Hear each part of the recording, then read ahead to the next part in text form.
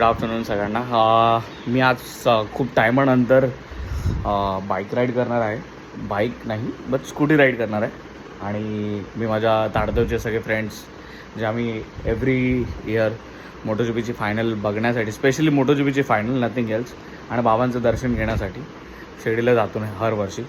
आणि हे माझं बेसिकली प्रिपरेशन, मी माझ्याकडे jackets, helmet is ready now, backpack पण झालेली आहे चांगल्या प्रकारे.